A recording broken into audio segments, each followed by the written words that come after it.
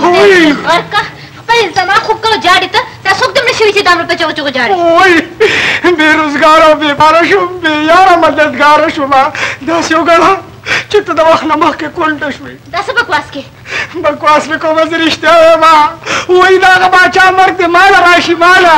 وای د هغه ټرک والا د خدای بیړي چپه کړي چې زما د یار په مزدورۍ پښتو باندې د ټیر پایه وروخېږوله څه چلو شو باچا دا وایه چې څه چلو نه شو یار هسپتال کې دی ما ته بوزه وای نه لکه نه زه تا نه شم بوتلی ته به ما پسې راځې خو افسوس دا دی چې هغه دپاره پیسې پکار دي چې زه په ونه وینه واخلم ما سره خو جیب کې یو 50 دی خو په دې باندې کار نه کېږي که نه زه پوه شوم وای ما سره همدا 100 روپۍ دي دا ته والخه ښه ده نو دوا کول وای باچانو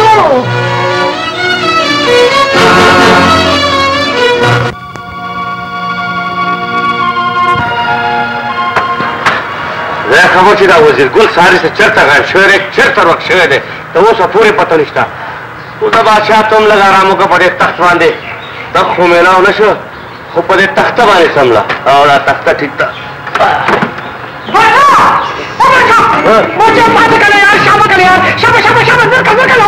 زه تر هغې پورې نه پاتم تر څو پورې چې ته ما ته ټول حلونه وې یاده کړه ته را ساري ته وایې چېرته یار یار ټول حل به درته وایم منت درته کوم خدای ته وګوره پاسه نن زه په تا باندې د ښار د ټولو اوچت هوټل کې روټه اخلو روټه په هوټل کې دا څنګه یار د پیسو څه بندوبست ته د هغې فکر مه کوه یار ما نن ستا د خاطره هغه زبردست کار کړی دی چې بس په لاره به دې پورې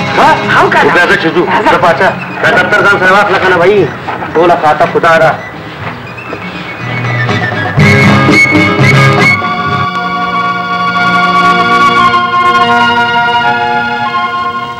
یا الله خیر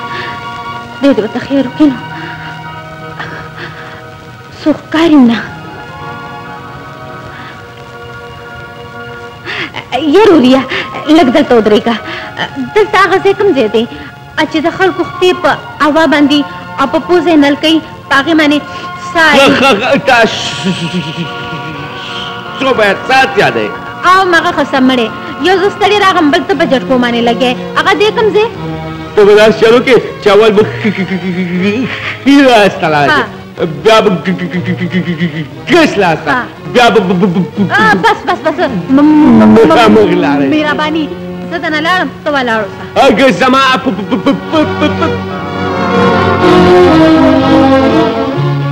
یترو دلته هغه باچا وای غرقه شومه وای ګل د نظار باچا دې ظالمانو خپه پاوه کړې ده وای د دوخ پې ماتې شه چا چې ستا خپه ماته کړې ده زه به نن کونډه کړې وې وای ستا د خوږې خپې نظار وای مړ دې کړمه وای ما باچا لټوله باچا مې لټوله وای باچا ښه ده اوس لیونۍ ته کور ته لاړه شه او زه ورځم چې هغه وزیر ولټوم چېرته هغه پخپله راشي شپه ده کور ته پخپله راشي اوهو خبره واوره هغه زدي غونډه سړی دی هسې نه چې ته چا سره جنګ جګړه وکړي خدایه په دې توره شپه به ته هغه چېرته لټې ما ته د هغه ځای معلوم دی چې هغه چېرته وي ګیدړانو په درې قسمې سره دربوئ یو لاره میدان ته شئ که نه ولې داسې خوشې ته چې کنګله درته ښکارم زه بچیانو زه په یو چک باندې ستاسو له درې واړو کورونه په بیه اخیستی شم خو ځئ به په کومه لار مو په دې باړو ده اوچتې که یو ښې خندېره کوي چې بیا دپاره داسې حرکت ونه کړي ځئ ورشئ ودرېږئ که یو تن را مخکې شو نو دا لاسونه به درنه پرې کړمه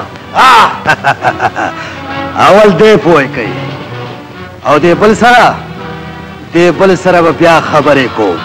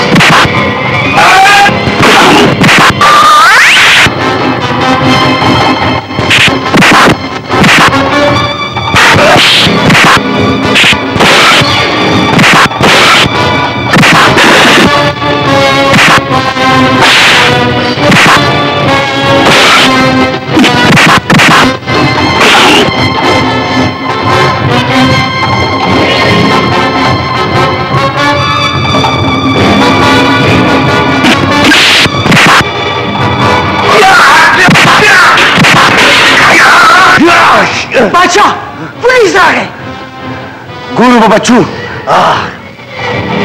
ودرېږئ بادشاه حضور تاسو یاره زه خو په تاسو په ګرځېدو مړ شوم سبا د ما تاریخ دی و تاریخ نه به راشو که نه یاد ته مونږ دې وخت کې د دې ځای راوباسه مونږ پسې داندل لګېدلې کښېنه نو بیا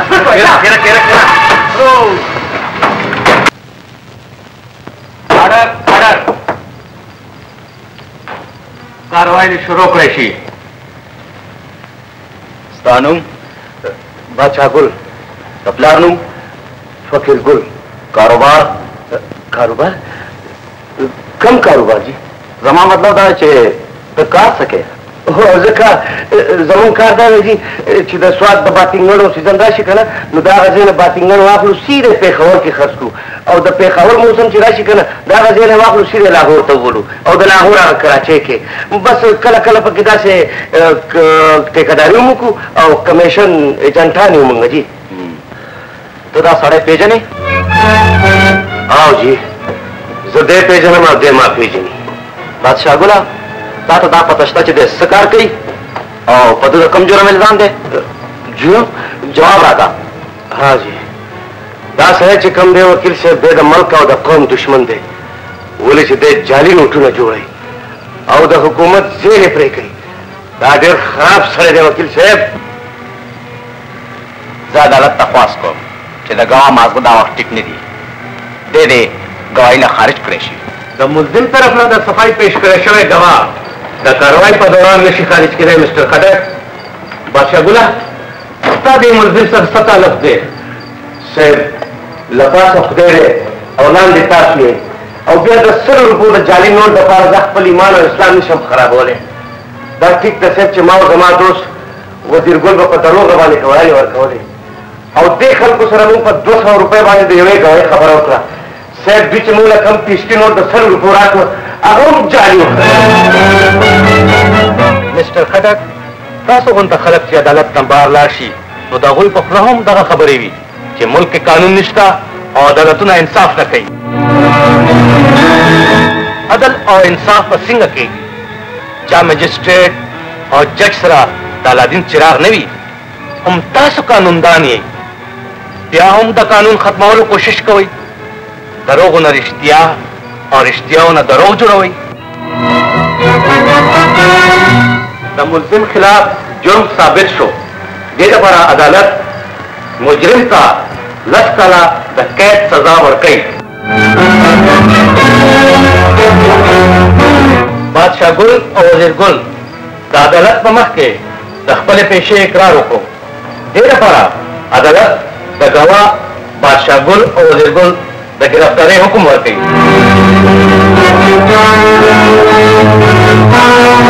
منم چې ګواهانو قانون سره پوره مدد وکړو او د اصلي مجرم نه پرده اوچته کړه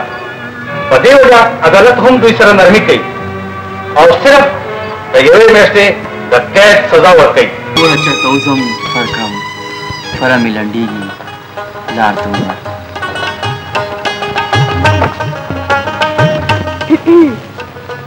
لپیس کا نسکم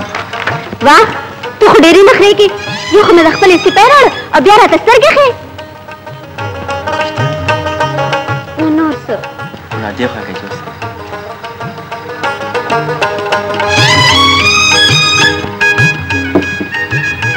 خوشحاله یې که نه